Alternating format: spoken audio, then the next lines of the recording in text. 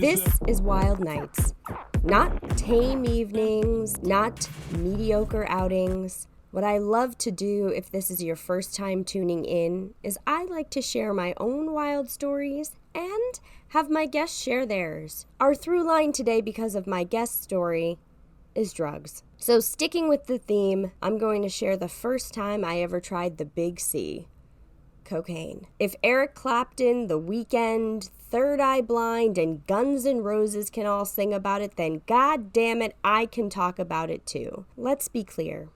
This is not me endorsing it. In fact, in the least judgmental way possible, I can tell you off the bat, I know 7 safer and more righteous ways to rage the fuck out, brosif. And these days, cocaine is riddled with fentanyl. You don't want to go out like that. Sorry, Pablo Escobar. But this story does take place 13 years ago, and the names have been changed to protect the innocent and not so innocent. Here we go.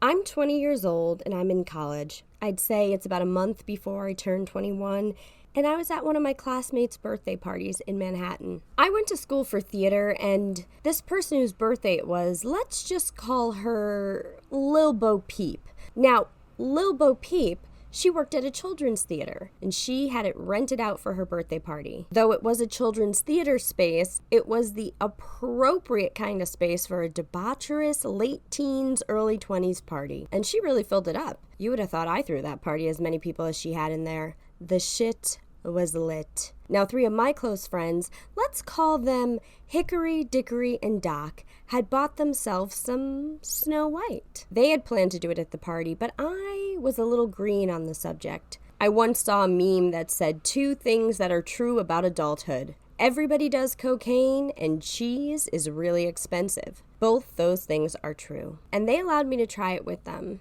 Well, you could call me Michael Jackson because a bitch was off the wall. Wow, look at these blinds. These blinds are so big. I didn't even know they made blinds this big. These blinds are fantastic. Oh my God, this music is great. Have you ever heard this song before? This has to be my favorite song of all time. I hope they play this song 5 times in a row. I was going a mile a minute. Very obviously on cocaine. Hickory, Dickory, and Doc, they were playing it a little cooler, but it wasn't their first rodeo. The party continued to be fun. We danced, we laughed, we did more cocaine, and we got back to campus. Life goes back to normal, just with a little more edge. Monday rolls around, and one of my classmates, who I guess wasn't amused by my drugged out ramblings at the party, maybe he should have done a line and loosened up. My goodness. I'm just kidding. Relax. Don't come for me, dare. So this gentleman tells my roommate, I was already on her shit list because days before she had walked in on me having sex, and we pretended we were sleeping when she walked in the door. That 5 minutes that she putzed around the room while we laid naked under the covers was the longest 5 minutes of my life. Did we go back to banging after playing dead for 5 minutes? Absolutely. And that is how you do a co-ed boner sesh, people. So again, I wasn't her favorite person. But she wasn't at the party, so it wasn't any of her goddamn business. And do you know what she did? She snitched. She told Lil Bo Peep that me, Hickory, Dickory, and Doc sniffed all the Snow White at her birthday party at the children's theater that she worked at. You know what? Saying it out loud, I hear it now. Was Lil Bo Peep mad? Yeah, she was. Our friendship actually was never the same. But selfishly, I needed that experience because 13 years later, I was going to have to open the 36th episode of my podcast with a wild story, and this is the one. When I confronted my roommate on why she snitched, her response was, I don't know. She didn't know. This girl wasn't even close with Lil Bo Peep, and she snitched on me, a ride or die roommate. She betrayed me, y'all, for something that didn't even matter to her. So my first ever time indulging in cocaine, I got snitched on. No one won at the end of this story. Did I find revenge in my own way? Of course I did. I was petty, but I was also wild.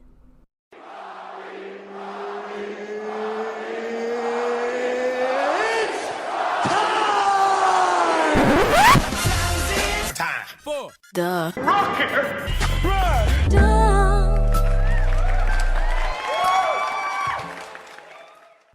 Welcome to the Rocky Rundown, where you get to learn a little bit about my week. Party God Squad, hello! Did you have a good weekend? Are you happy with your choices? I have a case of the sleepies because I just came back from a Jack and Jill. Shout out to my friends Julie and Maddie. I told a few people I was going to a Jack and Jill and they did not know what that means. So, if you don't know, I'll tell you. A Jack and Jill is a combined bachelor and bachelorette party. There were quite a few people in this very large house. The house we rented, it looked like it could have been a renovated bed and breakfast from like 1940. 2 kitchens, more bedrooms than you could even count, and so many bathrooms. Did I leave my body wash and razor there? Of course I did. There was even an entire bar downstairs, and I'm not talking like a little bar. I'm talking a bar that could fit 25 people and be in an actual restaurant or pub. There were cardboard cutouts of the bride and groom everywhere, and we literally played the game Survivor. An abridged version, of course, of the television show. I love a reality TV competition, especially an elimination show. I always kind of wondered what it would be like to be on one. It's a lot of pressure, to be honest. Too much pressure. I had never experienced anything like that. It tapped into a different part of my brain. So when people say reality stars are crazy, I get it now. And I empathize with them in a big way. The pressure's too much. And I wasn't even winning $100K at the end. To add on to the reality show theme, there was a gigantic living room that had a huge deer, I don't know what you call it, a carcass? What's it when the deer is mounted on the wall and it's just kind of looking at you all taxidermied? Well, that thing was huge. And there was a confessional in there. All weekend, people would go inside and do confessionals about stuff that was happening at the party. If you think for 1 second you've been to an amazing bachelor/bachelorette party, call me when your friends are literally getting voted off the island and then you have to go sit under a giant deer head to lament about it. A lesson I learned this weekend: you're never too old to play beer pong for 5 straight hours. That brings us to Rocky's highest thoughts, my most stoned thoughts of the week. I got 2 doozies for you. The first is how quirky are inside jokes. We all have them with the people we love, but you can just be in the middle of a conversation with someone and then just start making weird-ass noises or saying a weird-ass phrase that only you guys get. I don't know. I appreciated that when I was stoned. The second was I was on the subway, living my life, going wherever I was going, and I see all these ads for couples. People, kissing and shit. And it was for something called Roman. I thought it was a new dating website. This brand was not, in fact, a dating website, but a male, boner popper pill. Had I already started Googling it before I figured this out? Of course I had. I want to be up on the freshest and hottest men on dating websites that haven't been tainted by the likes of Hinge and Tinder, and don't you even get me started on Bumble. Am I only getting ads for male performance enhancement pills now? Of course I am. My guest this week is someone who is incredibly near and incredibly dear to me, Isabelle Owens. Isabelle is an actress, comedian, model, and a karaoke veteran. We have been gal pals for over a decade and had many a wild night together. If you haven't done so already, please like, share, and subscribe to the podcast. If you consider yourself a member of the Party God Squad, or you want to become a member of the Party God Squad, then head on over to Apple Podcasts and write a review. Thank you so much to those of you who have done so already. It really does make a difference. You can follow me on TikTok and Instagram at Wild Nights with Rocky, on Twitter at Wild Nights Pod, and without further ado, I bring you my Wild Nights conversation with Isabelle Owens. Isabelle, welcome. Thank you for doing the podcast. Rocky, it is a thrill and an honor to be in your presence all the time, but particularly on your very own podcast. Well, I feel the exact same about you. Like we were talking a little bit before the show.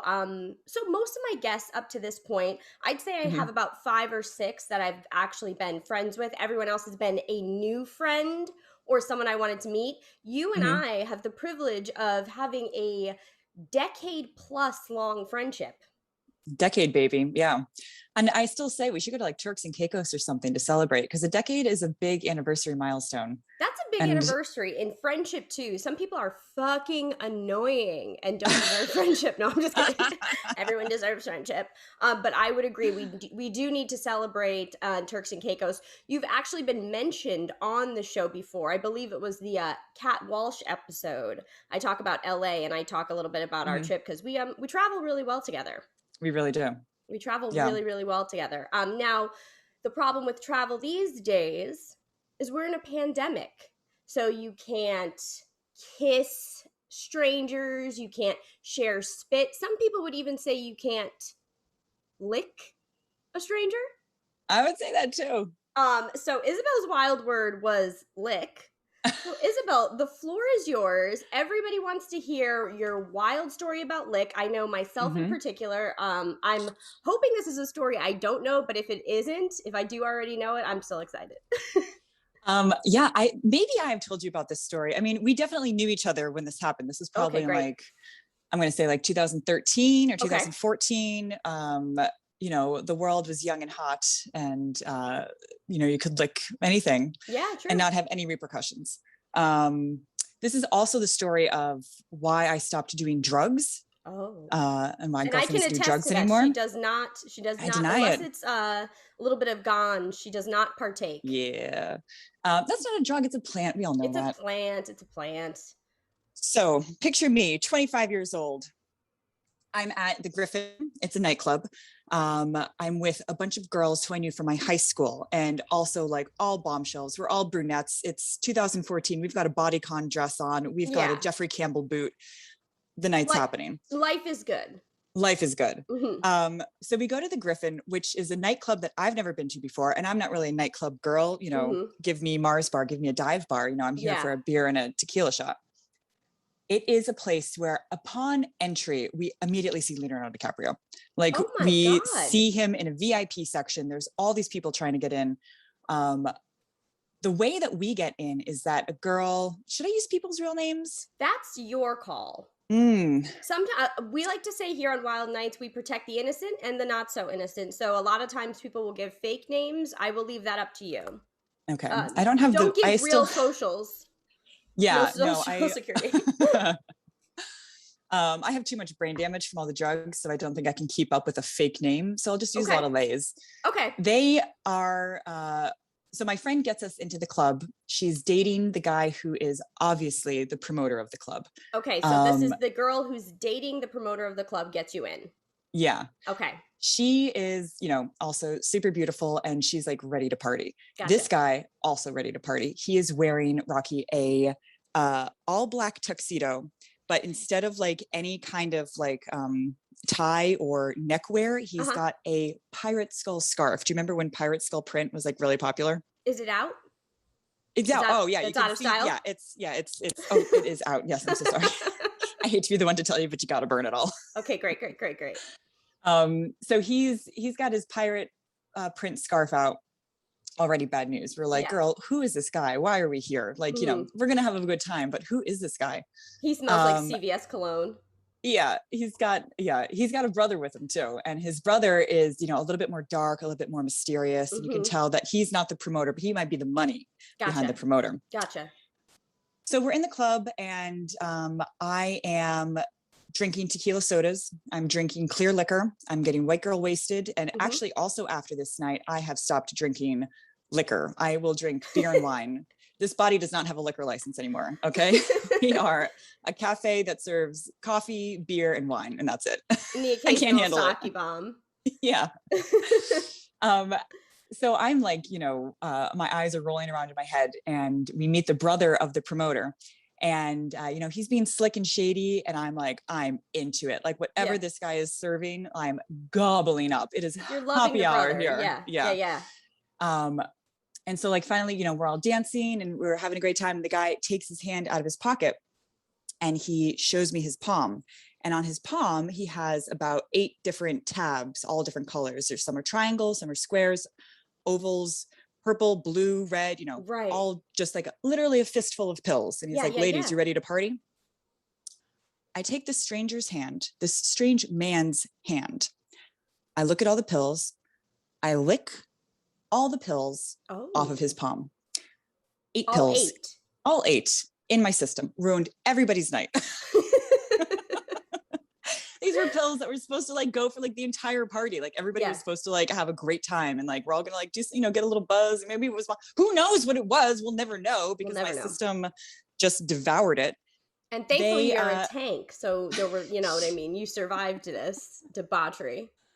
So obviously, you know, everybody's really pissed at me, and I'm like, I don't give a shit. You know, I'm having the time of my life immediately. I find myself on the dance floor. I'm dancing with these like 2 large men, like they're like these huge, tall guys. And I'm like, who are they? Like, where are they from? Are they like, they're so big, you know, who are these guys? And like, we start moving around, they're taking me somewhere. And I'm like, oh my God, yes, I surrender. And I'm in the street. They're security guards, and they have taken me out of the building. They were not dancing with me. They were escorting me out of the building. Oh my God. How long after you've taken the pills did this happen? I mean, girl, it could have been years. Who knows? I really, I was just on another planet. I was extraterrestrial at that point. Yeah. So my friends come out and they grab me and they're like, oh, what are we going to do? You know, whatever. And, you know, we get somewhere, and I come from my rolling blackout in front of the biggest fish tank I've ever seen in my entire life. We're talking tropical fish. We're talking coral reef inside of a tank. The whole wall is a fish tank. And my first thought is, am I in the Museum of Natural History? How did I get here? What's like, why is this so big? Yeah. Luckily, I see my friend passed out next to me on the floor. Okay. Of this, like, it's a tile floor. It's this huge fish tank. I'm like, you know, I'm talking to the fish. I'm like, tell me where I am. Give me a clue. Finding Nemo. Yeah. Yeah. They are, my friend and I we're inside of the guy's building. He lives on 34th Street in a penthouse. Pirate Scarf. Mm-hmm. He's in a penthouse above the Holland Tunnel. I see a fish tank. I look out a window. I squelch my body, my wet, damp body across the floor. And I look out, I see the Holland Tunnel. Great. I'm like, we got to get out of here. This a landmark though. It is a landmark, and God bless it for connecting New Jersey to New York. We really need those people here. I am like, this reeks of sex trafficking. We got to get out of here. We cannot find anybody else in the apartment. We do not know where our friend who is hooking up with Pirate Scarf went. I don't know where they are. We cannot find a door.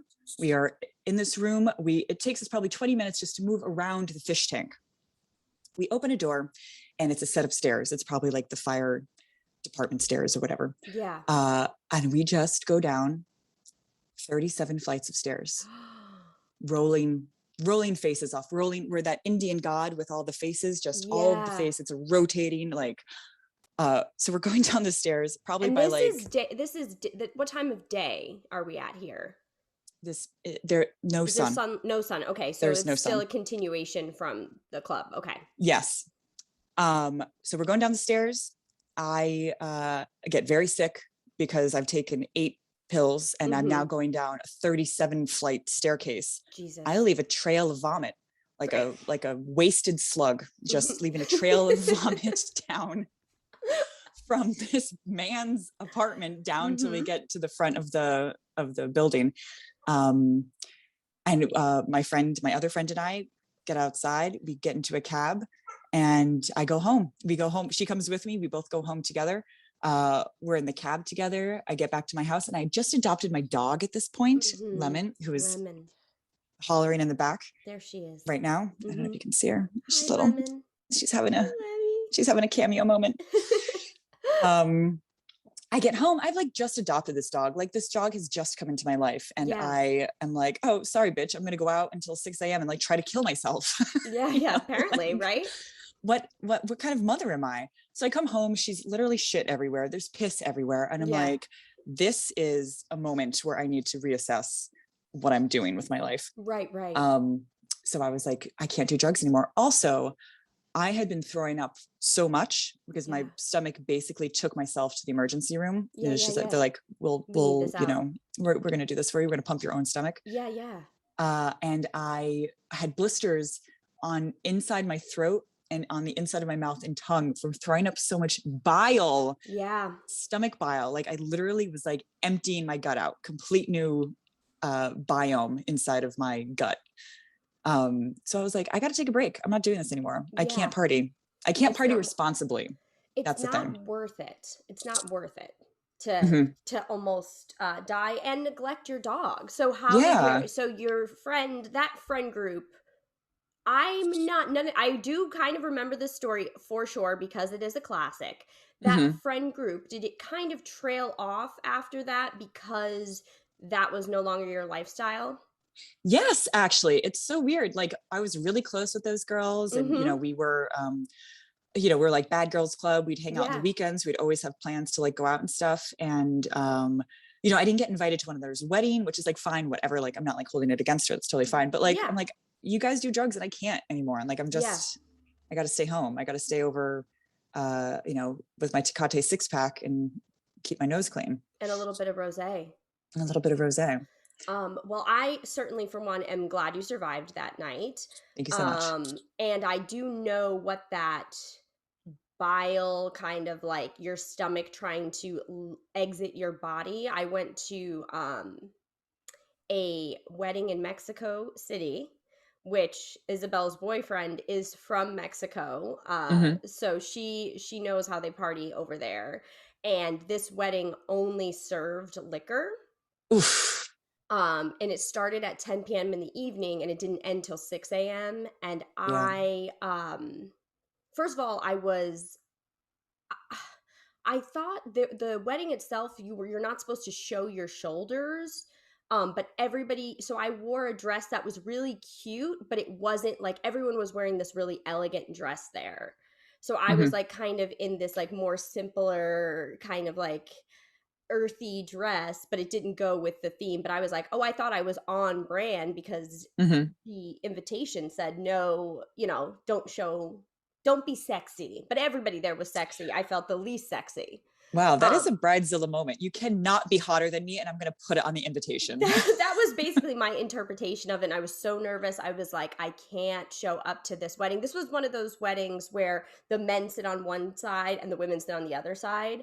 I also was violently sick. And so my whole system was empty right before the wedding. I was like running back and forth to the bathroom all night. And, but because I was feeling a little insecure at the wedding, because I wasn't dressed as elegantly, which me, that's not really my style. I like to be to the nines. And, I was feeling insecure and also, I love alcohol. So or at least I did then. And, I got alcohol poisoning the next day. We were like walking around whatever that museum in Mexico City is. And I'm just throwing up every 5 minutes. There's nothing in me. I'm throwing up air. So I know that feeling. I lost a toenail. I looked down 7 hours later. I'm like laying by the pool at the hotel and I'm like, fuck, my toenail is clean off.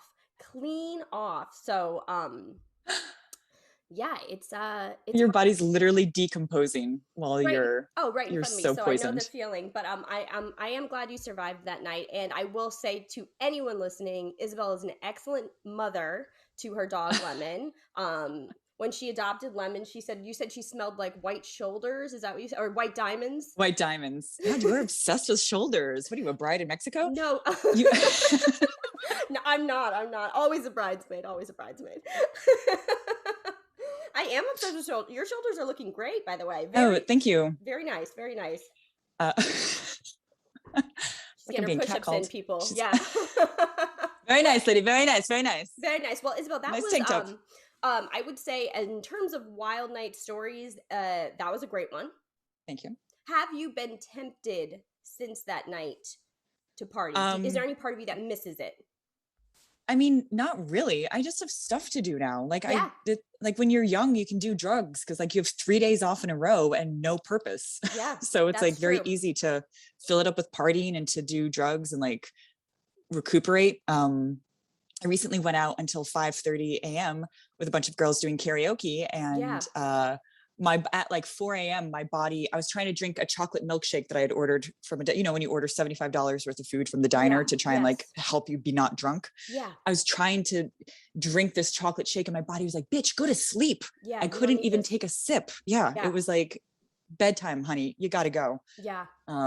So, I would say if you're 25, take a lot of pictures of yourself, get out as much as you can. Cause it's the sand goes back into the bulb and then it doesn't come back out. It turns into cement. That's the saying. The sand. That is the saying. The sand goes back into the bulb. It's a famous saying. I've heard it a million times before, but it's true. The sand goes back to the bulb. I think I don't want to pat us on the back or pat us on the shoulders, I should say. I think we're aging like fine wine. If I recall, there's a picture of us 22 years old coming down the same escalator that Donald Trump came down when he announced his presidency, because we were staying at his hotel. This was pre him, having a great deal to do with destroying our country, even worse than it was before him. And we were staying at his hotel in Atlantic City. And if I recall, we went skiing that night for sure. Oh, we sure did. Yeah. We had a great time. That's lingo for cocaine, party people. Don't do it these days. It's riddled with fentanyl. Fentanyl, that's true. I remember that we did so much drugs that weekend also that I did like 2 lines before we went home, and then I took a nap in the car because my body was like, oh, was that a cup of coffee? Is that an espresso?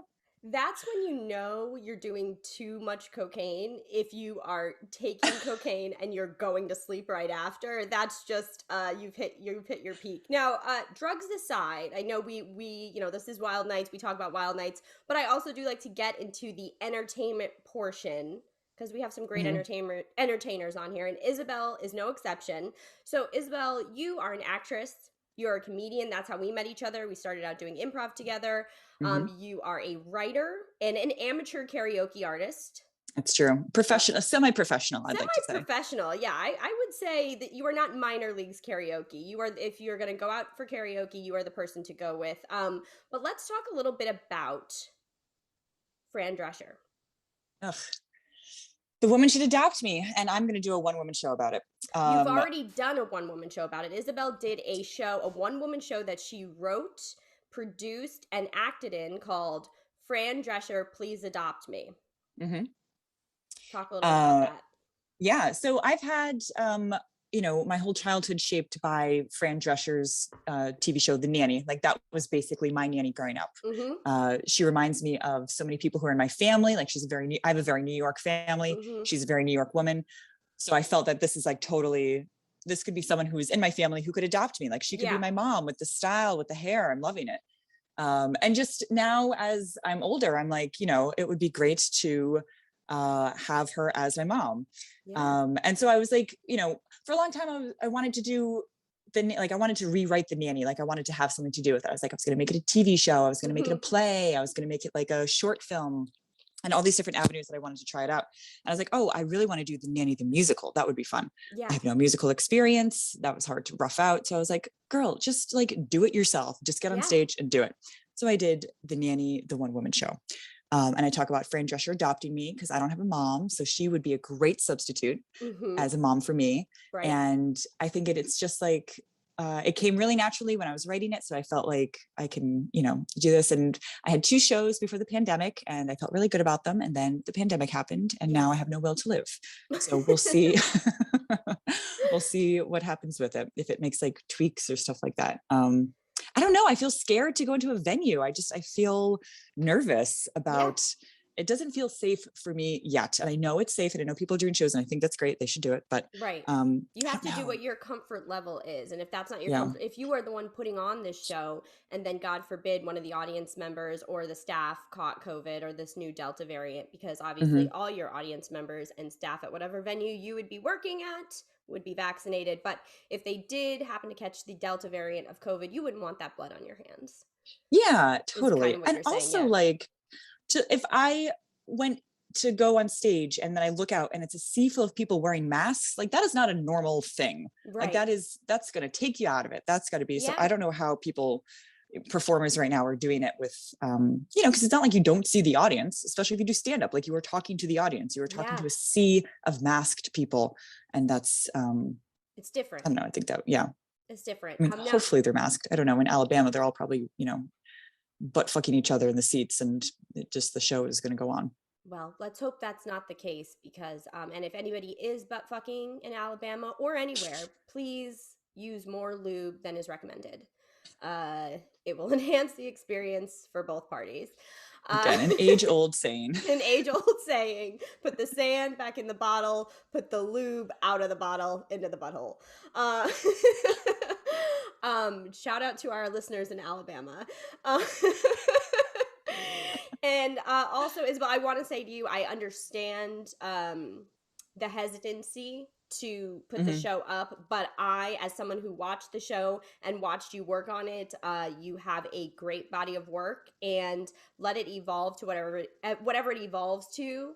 But I don't think you should let it die, because it was a great show.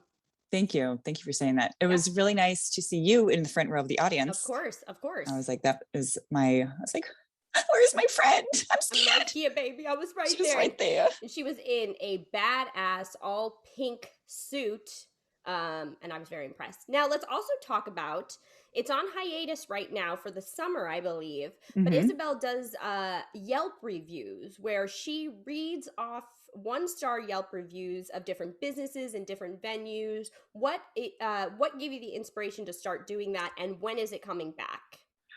Thank you so much. It is, I work in a restaurant, and as many people do, 1-star Yelp reviews are things that are talked about a lot in pre-shift meetings. People are like, oh, Isabelle, you got a bad review. This person got a bad review. She got fired. Right. This guy got a bad review. He got demoted. It's like restaurants especially, take this very seriously. Right. So then I was sort of like, okay, y'all are going to talk about me. Let me see like what you're saying. So I would go in and click on the person who left the bad Yelp review. Yeah. Look and see the reviews that they left. And if you're leaving 1-star Yelp reviews as an individual yourself, you're leaving them for a lot of places. That's like your thing. You're a 1-star Yelper, unless you got punched in the face, or, the waitress dropped a steak knife in your lap and it pierced your dick open. Like, there is a reason that you're leaving the 1-star Yelp review. Yeah. I started reading them. I got obsessed, so obsessed with reading all the different 1-star Yelp reviews for like really nice places. People would be going to places that I couldn't afford to go to, or that were like, essentially, it was like, everything went really well here. I had a really great time, but they just use terracotta planters for their plants out front. And I just think that's so tacky. 1-star, it's like pastis or something, and they're like, it's just a ridiculous system. The people who leave 1-star Yelp reviews are really on a whole nother level. And so I just started reading them for different things. Like, first I started reading it for things that were really beautiful and like world-renowned places. Like, who the hell is going to leave a 1-star Yelp review for like the Eiffel Tower or the Grand Canyon? They fucking will. It's nuts. I mean, somebody. I was just going to say, with the Grand Canyon, that's not even something that can be improved. If you know what I mean? It's literally natural rock. It's the earth. You're like, hey, this is like something we're going to observe. It can't, it's not like someone's going to be like, oh man, did you see that review on the Grand Canyon? Who fixes that? Right. Yeah. Oh, honey, we should go to the Grand Canyon. It's been getting a lot of 1-star reviews these days. I don't know who's managing it, but we gotta, we'll go back next year. Yeah. Well, they're hysterical. And I know I'm not the only one that hopes they come back soon for all to hear and see. Thank you. Or maybe, so much. I mean, it is, it's a double-edged sword, right? You don't want businesses and places to get 1-star reviews, but it's fun to watch them read. Totally. As a rule, I only review places that are corporations or landmarks. I do not do mom and pops. I do not come for small businesses. I will only read ones that are like stupid, or like the worst rated Domino's in Brooklyn, because they had some really good 1-star reviews for the worst rated Domino's in Brooklyn. Check those out, guys. Go back to Isabelle's page and check those out. Isabelle, where can everybody find you? What are some things you have coming up? Give us some plugs. Totally. The one in my butt. Lots of lube. Lots of lube. More than you'd think. More than you'd think. My Instagram is at Isabelle Electra. My Twitter is at Isabelle O. And and I'm on the TikTok. You're on the TikTok. I'm on the TikTok. Right? You're on TikTok. You're on Talk. Yeah. At Isabelle Owens, Isabelle Electra. That's a great question. You know what? If you really want to find me, come find me, baby. You know what? I'll put it in the notes so you guys can all go find Isabelle. Isabelle, I love you so much. I love you, so Rock. deeply. I'm so glad we're friends. I'm so glad we're friends for as long as we've been friends. I appreciate you, and I am so glad you came on Wild Nights and told this Wild Nights story. Thank you so much.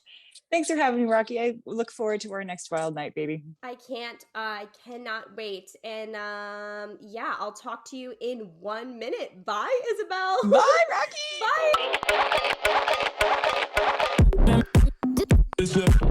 Bye.